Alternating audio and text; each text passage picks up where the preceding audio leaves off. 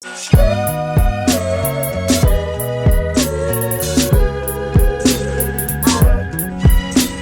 tuned into 9 to 5 Work Rebels with your host, Ebony Gale.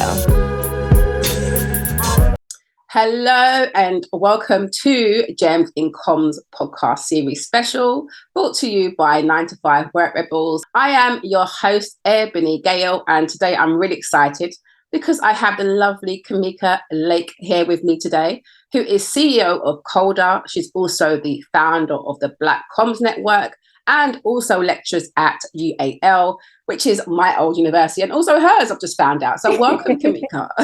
Oh, thanks, Ebony. Great to be here today. It is lovely to have you on. Now, this podcast series is all about highlighting people of colour working in the PR and communications industry, and essentially giving you guys your flowers to say, like, well done for, finding your way into this industry, but also the trajectory that you have set. So a well done to you, because you have carved out a great career for yourself. Okay. Your name is definitely ringing within the industry. So that is definitely your flowers to you. Okay. So thank you. You are more than welcome. So the whole idea, like I said, is to give you your flowers, but also to, take a dip into the journey of what it's like working in commerce. So let's start with you telling us about yourself and what you do. Sure. So I am Kamiqua. Thanks for the intro, Ebony. Most people call me Cam. I have been in the industry maybe about 16, 17 years. It's actually gotten to the point where I've stopped counting, which is a bit scary because I never thought I'd get to that point. I started out, at UAL. So I was at London College of Fashion, and I did a fashion promotion degree. So I was one of those weird people that did a PR degree. And then I've worked in-house and agency side, including at Weber Shandwick and H&K. And then my last role was director of comms at Hertz, the car rental company, in an international comms role. So I've got a really sort of broad breadth of experience, and someone that just always chases the learning and the challenge, really. Hence why I've always kind of tried to get experience of lots of different industries. Yeah, brilliant. Absolutely brilliant. So all of that experience, I guess, has informed me starting Coldr, which is an inclusive marketing consultancy, and Black Comms Network too.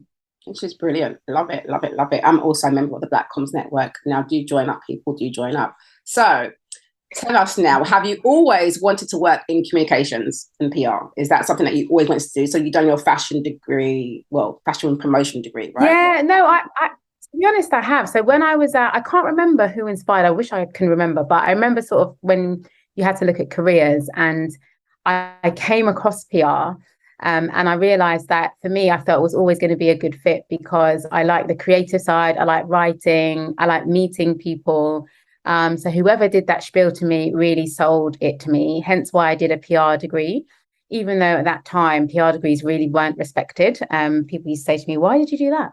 I just hired my friend down the pub. But I've always loved PR. I've always loved communication. And my dad always drilled into me the importance of consistency. So I've always done PR and comms. Oh, amazing. So what exactly attracts you to the industry? So you don't remember who inspired you, but what was it that made you say, like, this is it, I have to be in this industry? Well, to be honest, on paper, PR was the perfect fit. When I went to uni, I felt like an outsider. I felt very different. I was one of 3 Black people on my course, and we sort of hung together. And one of them still like a really firm friend now. So it was actually going onto a degree and learning about the industry, particularly from a fashion perspective. I definitely felt my difference, and I felt like I was the odd one out. So I did sort of question, do I want to carry on? And in my second year, I started interning at Exposure, which I loved. And there was an amazing woman called Michelle, who was my manager there. And she was another like really successful Black woman in PR. So like a rarity in terms of just being in that space. So she kept me in, but definitely in my second year, I remember sort of messaging my mum and saying I wanted to quit, like this wasn't for me. And she's like, there's no way you're quitting. So I stayed in it. So I would say that although I always knew I wanted to do PR, my first experience of it wasn't that great. And I wasn't sure it was for me.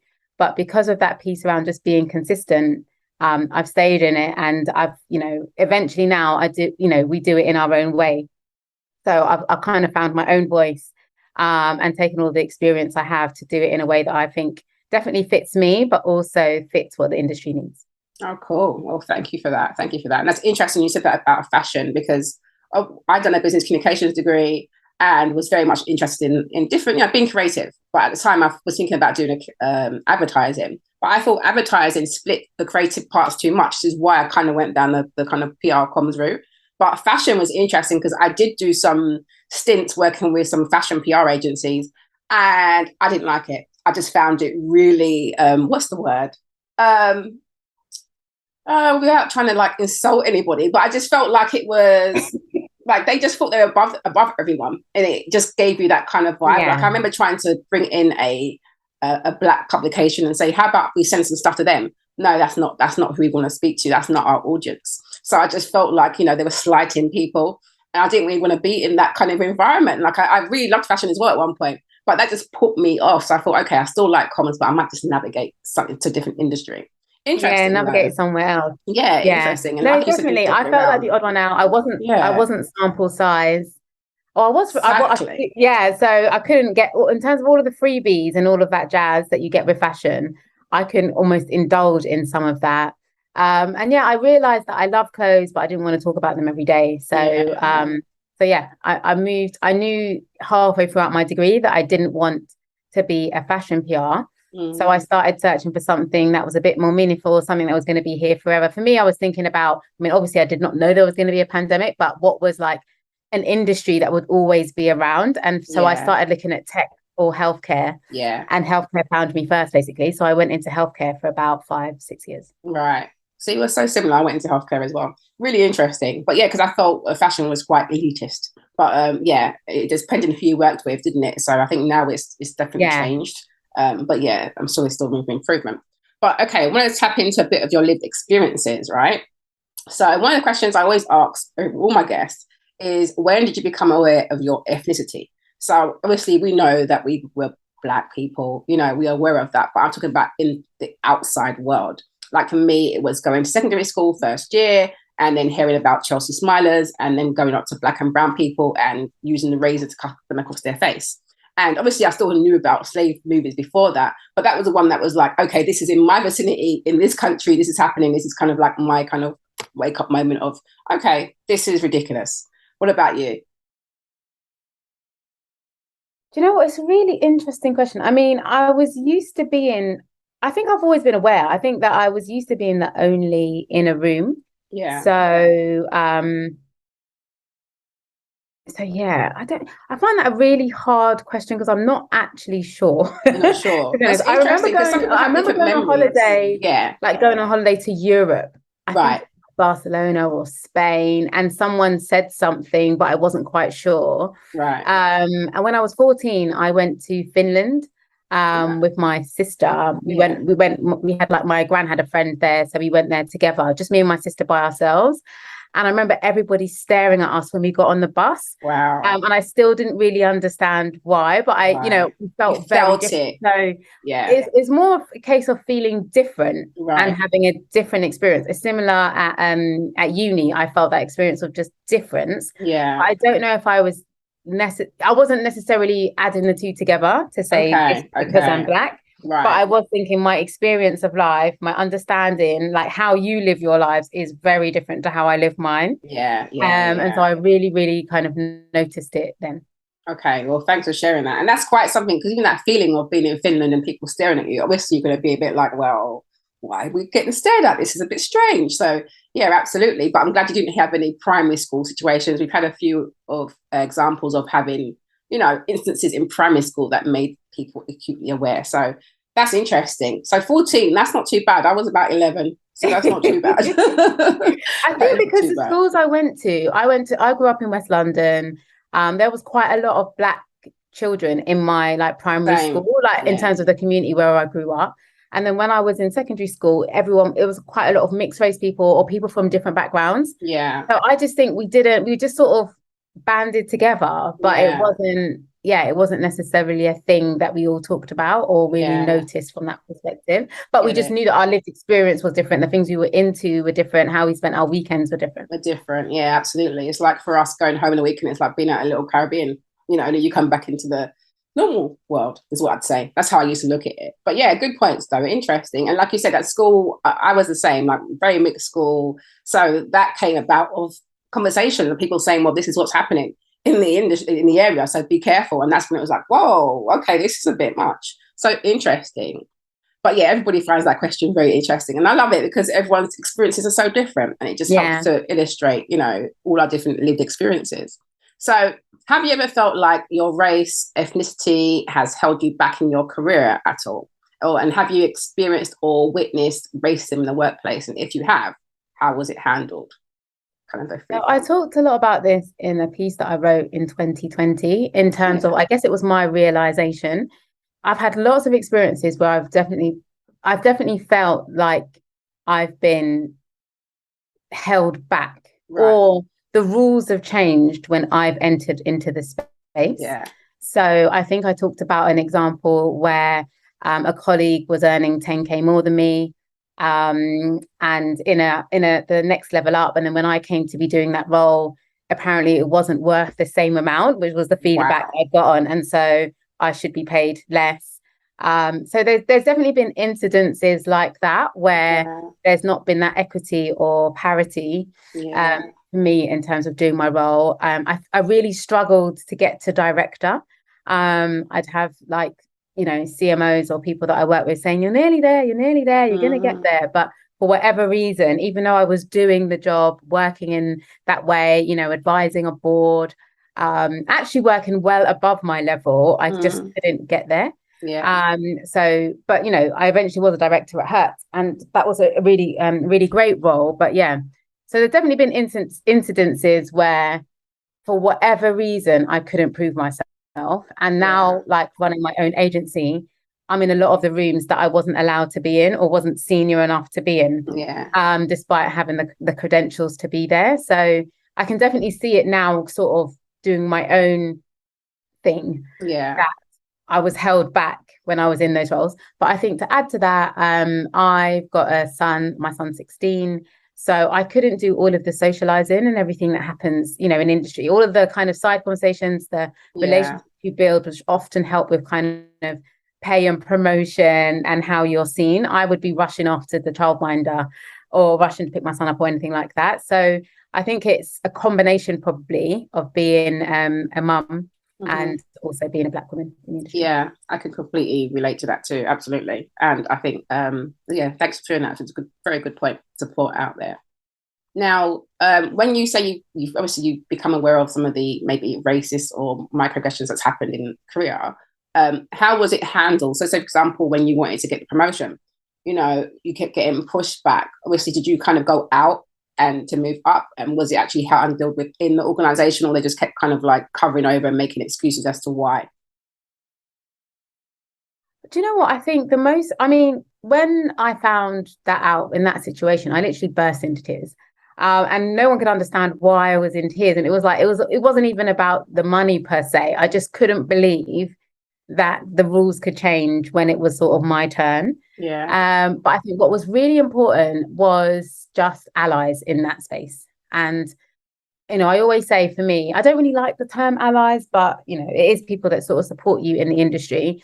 And although I think allyship is imperfect, so one ally might be great for one thing and another ally might be great for another thing, having those conversations, the fact that I knew what the other person was on, for example, to even be able to have that conversation was really important. Salaries and things are often things that we don't talk about. It's very, it's a very British way not to really discuss those things. So it was about forming the right relationships, having really open conversations, but also allies coming to support me.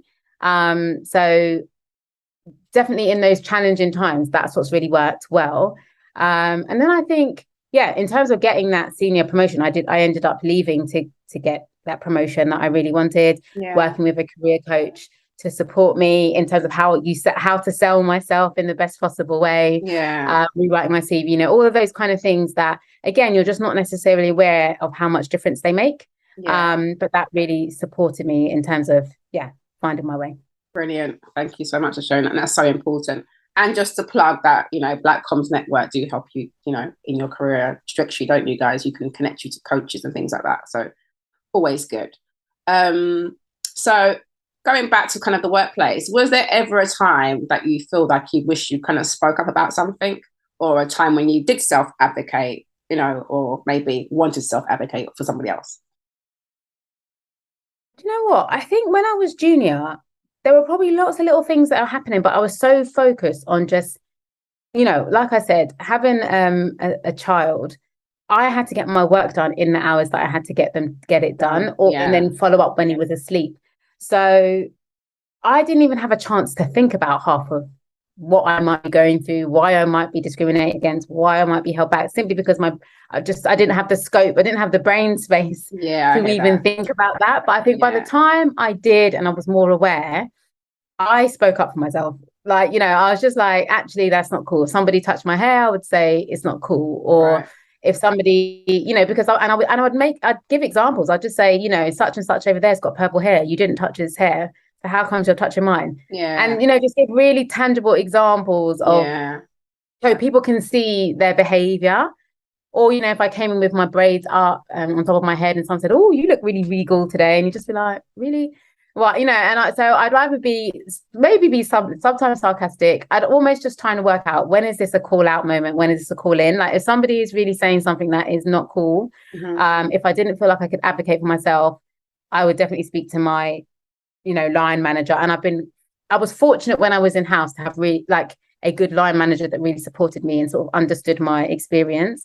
But other times I was silent. I didn't say anything. Definitely when I was in agency, certain things would happen, or clients would say challenging things, I'd feel like nobody was supporting me, and I would literally just, I'd be crying in the toilet. So I've had a mixed bag of experiences, but definitely the more senior I've become, the less I care. Like, I'm just like, actually, that's not cool. Yeah, absolutely. Absolutely. I think that's a good point, though. I feel like as you grow up within the industry and you find your voice more, don't you? But I think that's great that you were always like willing to push back, because like you said, at junior levels, I remember being at junior level and dealing with certain instances and not being able to deal with it at the time, because, you just feel a bit out of it, don't you? Like, well, this is a bit uncomfortable. You're not in your comfort zone. You're not necessarily being welcomed by people in the way that you might want to be. So you've got to navigate that. So I think that's really great advice for anyone who's listening and potentially going through any issues, that just take your time and try to speak up where you can, and definitely try to find support, I'd say, wouldn't you? Because it's so interesting. There's so many of us have had that incidence of just being in the toilets crying. Like, I'm sure there's a load of us that could be like, anybody been in the toilets crying because of some work issues? Would be like, yeah, there's a lot.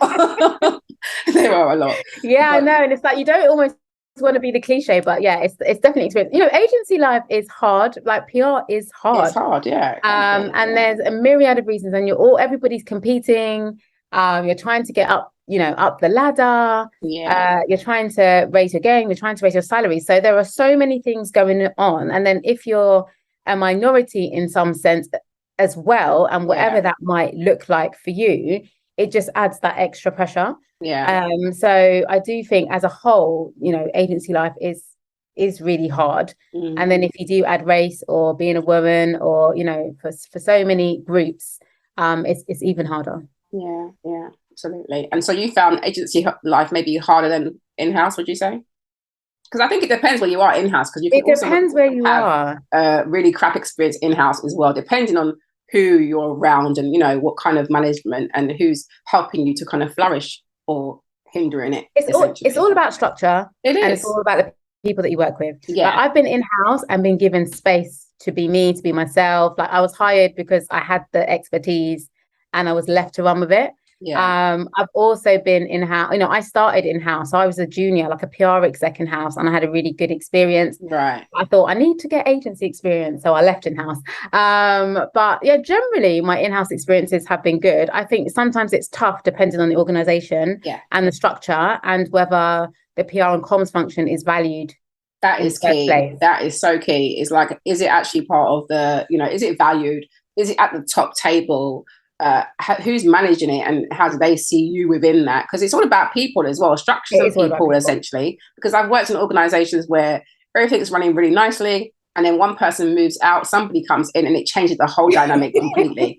And it's like, are you serious? Like, one person, they say one bad apple. It is so true. It is absolutely true. So I completely agree with you on that. So I wanted to kind of move slightly into code switching. So do you feel like people of color can actually lead with our authentic voices in the workplace, or will we be forever code switching? Do you know what? I think it's changing. Okay. I've always been told I speak quite well.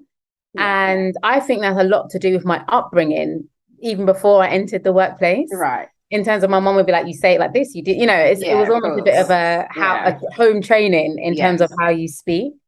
Not to say that, my son definitely says to me, I've got a telephone voice. So not to say that I don't kind of code switch at times, or it's not emphasized at times. But I think it was more of an issue before. Not that it's not an issue now, but I speak to so much more of a variety of Black people. And that's what I mean. There's like so much more variety. I don't think everyone's fitting the mold. I think in the corporate space, absolutely, people are still like, there's a way, and that whole piece around what is professional, what does that look like, still really rings true. But in the more sort of culture marketing spaces, in the more consumer spaces, people are, I think Black people are being more themselves. Okay. Which I think is great to see. Like, it's just great to see the breadth of people, like wearing what they want, talking how they want to talk, bringing their full selves to work. Albeit, I don't think everyone wants to bring their full selves to work. Yeah, I was going to say, and therefore, that professional or code switching is actually like a comfort space, because you don't need to go into what you might have done on the weekend, or what your difference is. So I think that everybody should be able to just choose. I don't think you should feel like you have to code switch. But not everyone. I've got Addy always says that not everybody wants to bring their full self to work, and I completely agree. Yeah, that's so true. Yeah, that's very true. And then we've had a few people say that as well. Not everybody can bring their full self. And I think you're right. It does depend on where you are, because I personally still feel like there's still an element of code switching that has to be done. Because even you said like a telephone voice, like, we naturally just go into a certain tone and vibe, and I've had that. I've had people say to me, you speak well. I've had someone say to me that, they were shocked when they asked me my name, and I said, oh, it's Ebony. Oh my God, are you coloured? I had that. Okay. I had that. You speak so well. You spoke, that's what I had. And it's just like, really? So I get it. But I still think there's an element that we're going to have to. And I don't, like you said, not everyone has to bring your own self, your full self to work if you don't want to.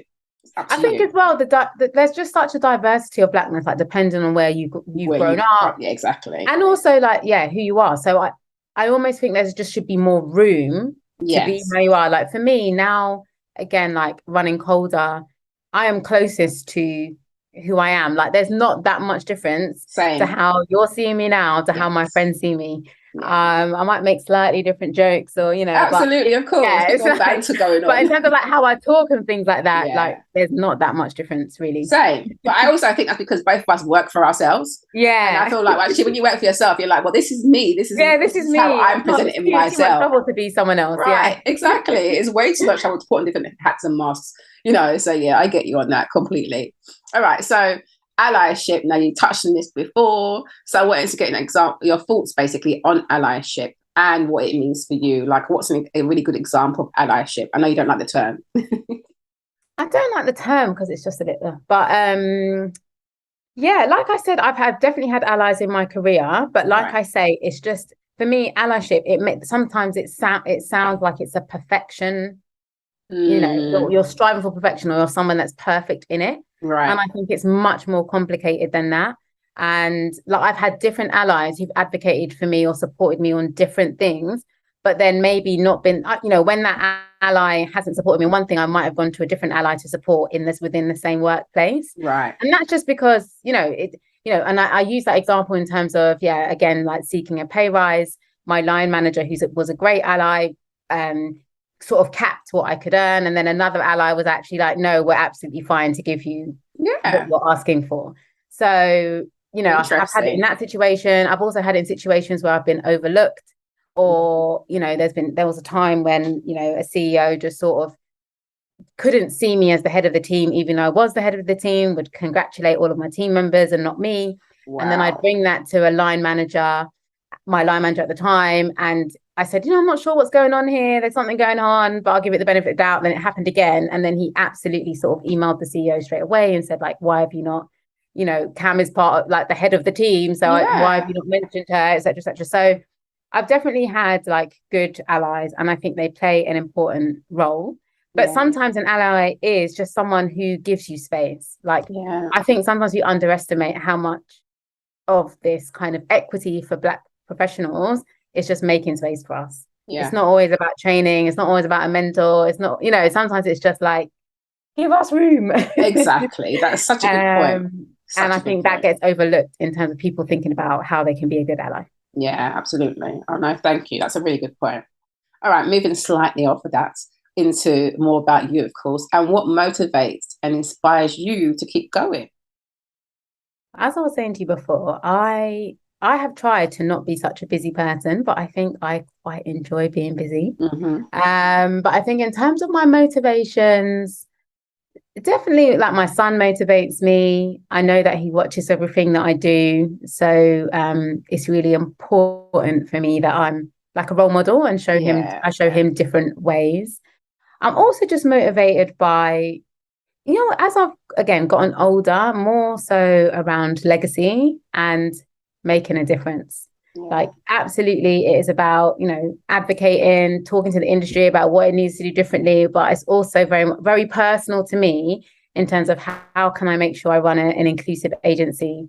How can I make sure I'm advocating for, like, young talent, Black talent, like different groups of people that don't always get a seat at the table. So, in the last couple of years, it's been much more about my personal role in making a difference where I can. Like, and for me, it doesn't have to be a lofty, like massive goal. And hence why Black Comms Network is Black Comms, because it's like, okay, what role can we do in comms? If we can do more, then great. But just like using the tools that I have to make a difference. A difference. Oh, that's nice. I think that's really lovely.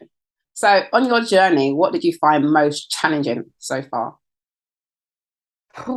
It's a good one, right? Lots of challenges. I'm trying to think. Loads of challenges. You know what? Having being a mum has been challenging. Yeah. Definitely. I definitely see a lot of my friends now who've got younger children and just like, I don't know how you did this like before. Yeah. So I think that being a mum in the comms industry, I think they're making it a little bit easier. There's now more like regulation. There's more of there's different organizations like Women in PR who are really focusing on like the challenges that women face. But when I started out, that wasn't there. Like the fact that I could have a laptop to take home was like a massive deal. I mean, I love the agency that let me do that, but it was a big deal to sort of fight for that, to say, look, I can't do all of my work. We know that it's not a 9-to-5 job, but I need to do 9 to 5 hours in the office. And I need you to give me a laptop in the evening so I can catch up or do whatever else I need to do to meet these deadlines. And sort of having to lobby for that. So definitely throughout, and even going from an agency outside of London to working to an agency in London and having to again like lobby for hours, be able to leave earlier on a Monday, like all of that logistics around just trying to be a good PR pro was probably really, really challenging. I mean, now he's older, we are out of the woods from that perspective. So it's a little easier. Yeah, but that's definitely a challenge now. Thank you for sharing that. I think that's so important to share as well. And the fact that the industry has changed a lot. I have some of my own stories around that. So I completely get that. Being a young mum, trying to navigate, and you want to be the best you can be, and you also want to be the best you can be at the workplace as well. So that is very challenging at times. So well done for you for sharing. Okay. And I want to get on to employment. So whilst you are self-employed, much like myself, so it's very different. But for those that are thinking with your kind of hat on as an employee, what would you want from your employer at this point in time now that you've kind of gone through your career journey? What kind of things would you want from your employer? I think ultimately the industry needs to be more people-centric. It is not, it does a lot, it talks a lot about being people-centric, but it's really about the bottom line and people driving the numbers or driving the bottom line.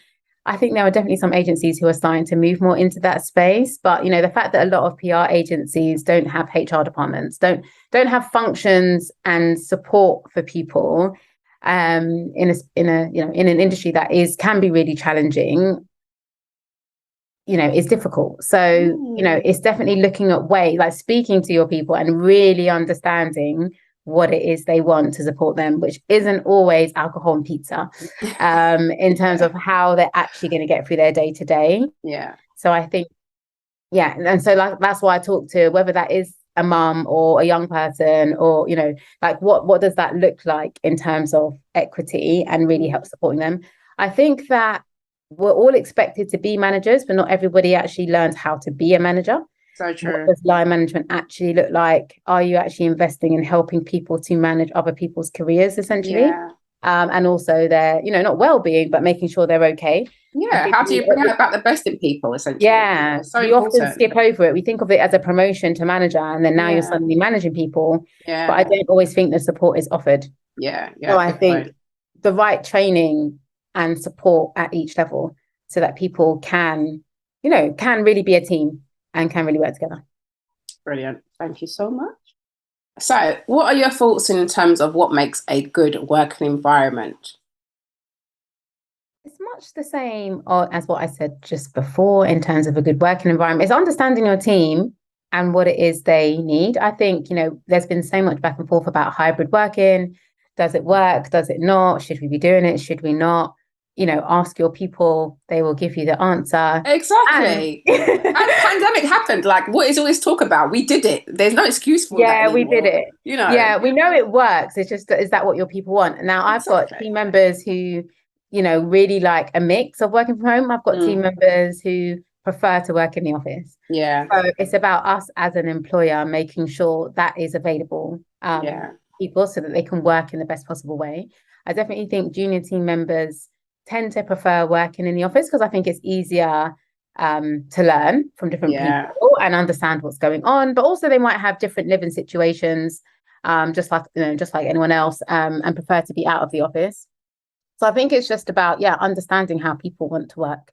Exactly. Less debates, more just ask your people and you'll find the answer. I just think because we're like PR professions, sometimes I just think we just get caught up in talking a lot. I'm just like, seriously, can we just get to the point here? Yeah, absolutely. I appreciate that. Thank you. And I wanted to ask you more about the diversity side of things. So what does diversity, equity and inclusion look like for you?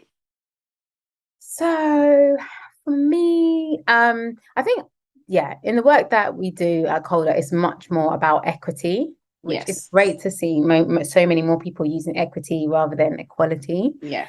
And then it's about what does that look like for each person if you're talking about it in an organization. What is fair? What is equitable? What does each person need?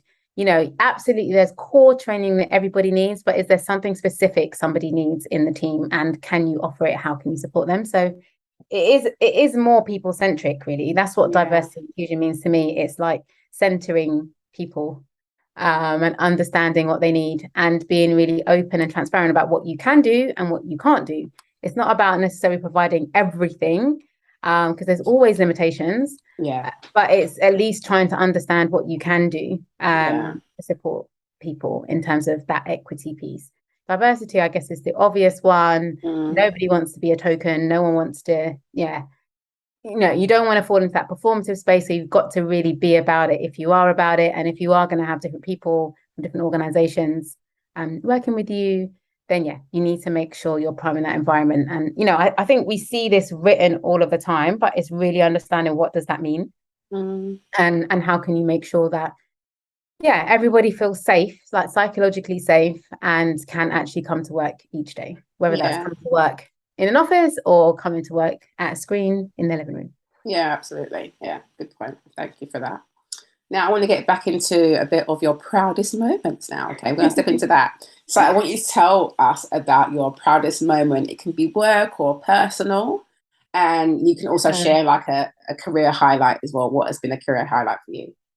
I mean, a career highlight is definitely launching Coldr. I remember when we launched, I was umming and ahhing about whether to like send a press release out or not. Do I want the pressure? Do I want the eyes or not? Will anyone even pick it up?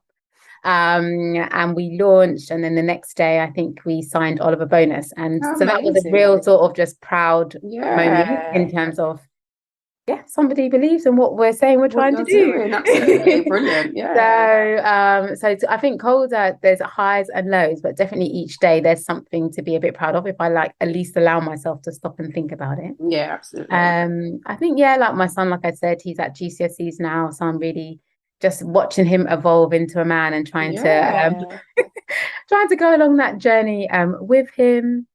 That's nice. Yeah, I guess I'm proud of just where I am now. Yeah, absolutely. You should be. It's not been easy, and I'm not finished, but I think just trying to enjoy more of those smaller moments. Yeah, brilliant. And can I add to your proud moment? I know it's your proud moment, but you should be adding Black Comms Network in there. Yeah, I am very proud of Black Comms Network. Black Comms is the baby that gets looked after only in the evening times. Yeah, which are voluntary stuff. I know. So you do it literally voluntary, but I think it's amazing though. It's great that you created that. It's a great space. Yeah, it's a great space, and there's an amazing team of people that just jump in at different points in time. I have to absolutely shout out Addy and Tarita because they've been like believing in this thing with me since the very beginning. And we've got 200 members now, so it's definitely evolving. We're trying to make sure we're listening to what members need, and give as much to it as we can, albeit it's not their day job. Yeah, of course. Okay, so a question about the industry in terms of what are your thoughts on the industry and how it would evolve over the next kind of few years? Because there's so much changing anyway. So what are your thoughts around that? Do you think DEI will drop off a bit more? I think it will get pushed up more. We just have different focuses every so often. I think that's what happens with DEI. I think the industry needs to like really embrace the younger generation and let them in. Yeah, and let them change it the way that it needs change. Absolutely, you need a mix of kind of senior pros. But yeah, there's a lot of gatekeeping. There's a lot of like professionalizing PR, and it's like PR is just not rocket science. Like we can have lots of different people who have different backgrounds. Different walks of life, like different backgrounds, but also just with different experience. It makes it such a much more rich experience for the person working, for the pro, and for the work that we produce. Yeah. So I just think the old school way of thinking needs to change. Yeah. Like the principles of being a good PR and comms pro are never going to change, but I think the people that can support us in bringing this industry, where it needs to get to, is going to change, and we need to embrace it. Absolutely. Yeah, I would agree with you on that. I do think it's about letting a lot of the younger blood in, new life into it as well, and not, like you said, gatekeeping it to that extent. It's like we don't need to have people from, red brick universities all the time. How about you go and, look a bit closer to home? Like there's loads of different ways of looking at it, and look at experience. Not everybody wants to go to university. Doesn't mean that they're not creative and they don't have things to add to the industry. So yeah, I completely agree with you on that. Absolutely. I think that's important. And I also think it's making sure, like I always said, I didn't want to be like an old PR, which I know sounds like a bad thing to say. But equally, I think, there's so many different companies who are encouraging like retirees and encouraging, different people into the workplace. So I equally think it's just about breadth of people. Yeah, absolutely. Of experience. Yeah. And it will really just improve the output. Yeah, I agree with you on that. So what kind of key lessons have you learned throughout your journey that you'd be happy to share with some of our listeners? So I definitely, for me, network. I always say it. If you've ever listened to me talk, I didn't realize how, just how much, I've always known your network's really important. Yeah. But it's really, really important. And building that network of different people, following your voices, just because we are, as Black people, we're minorities, it's still really important for us to hear different voices. Absolutely. So we often talk about white and Black, or, white experience, the Black experience. But I think it's just really important for us to make sure we're broadening our horizons as well, and understanding different perspectives. And having a broad network of different people has been invaluable to me. Whether that's been on the client side, whether that's been on advice side, whether that's I need X, Y, Z, or do you know a lawyer, or whatever it might be. Yeah. You need people. Absolutely.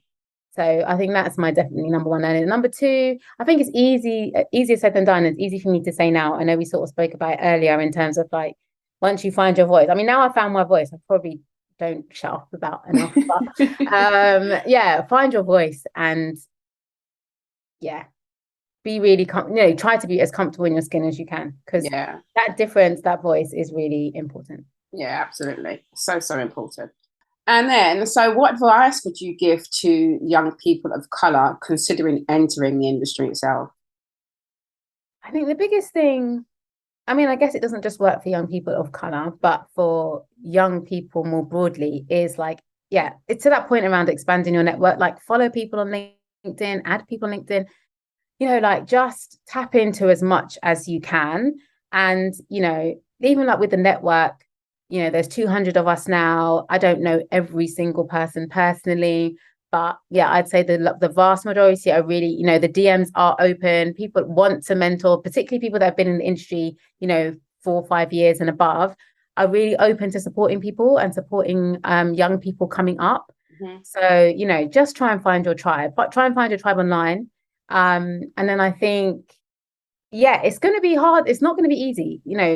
It's not easy anyway. It's not an easy industry anyway, if you're choosing this space. But yeah, just try and find your tribe and lean on them as much as you can. Absolutely. Absolutely. Okay. And onto mindset. I want to get your thoughts around mindset because, I feel like it's very important that we are taking care of our well-being. So how do you deal with the kind of internal mindset war? How do you manage the kind of self-limiting beliefs? It's really hard. I mean, most recently, what I've been practicing is stopping certain thoughts. Mm-hmm. So when they sort of creep up and it's like something, a limiting belief or something negative, just stopping it in its tracks. Mm-hmm.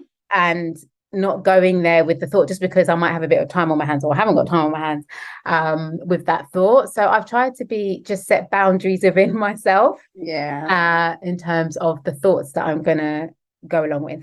Yeah. And really, because before I would just let them, wave over me and sort of keep them. Yeah. And then really interrogate if they're true, even though there's no basis for them to be true. Whereas now I'm just like, actually, no, that's nonsense. I still think, I still struggle with it. I think, imposter syndrome.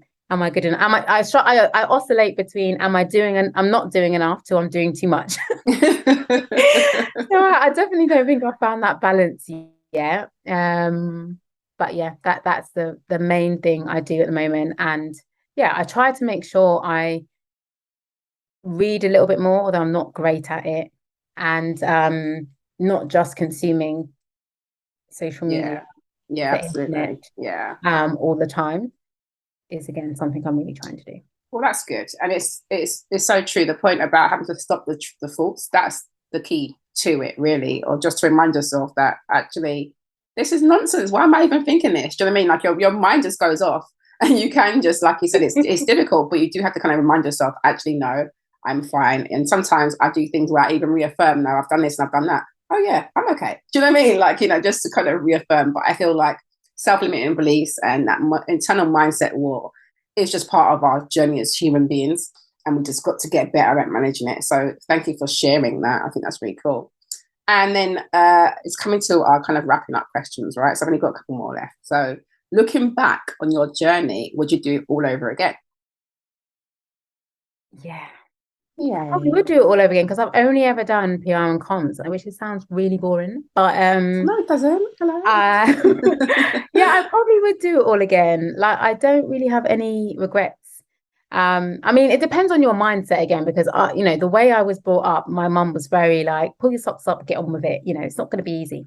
So I think there's pros and cons of that, but I think ultimately all of those sort of challenges have helped me in one way or another in terms of where I'm at now. So obviously there are certain experiences I wouldn't like to go through, and less times crying than toilets, absolutely. But it has definitely thickened my skin and helped me hone my voice and helped me to have experience. You need experience, you need experience in life. I'm not saying you would always want less bad experiences, but I think experience makes you. It is. They all create who you are today. So I'm glad that you wouldn't change anything. That's always good.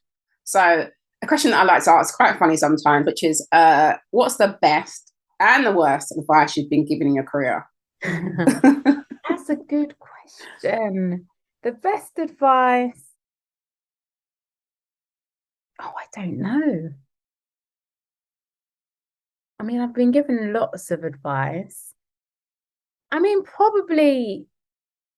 it's probably from my dad. He's just very much like, find something you're good at and stick to it. Okay, well, that's good. That consists, because I think my mum's really artistic, my dad's really consistent, and I can be quite artistic in my approach to things. Yeah. But yeah, that consistency, that is probably something me and my sister sort of live by. Like, find something you're good at, stick to it. Like, and stick to it.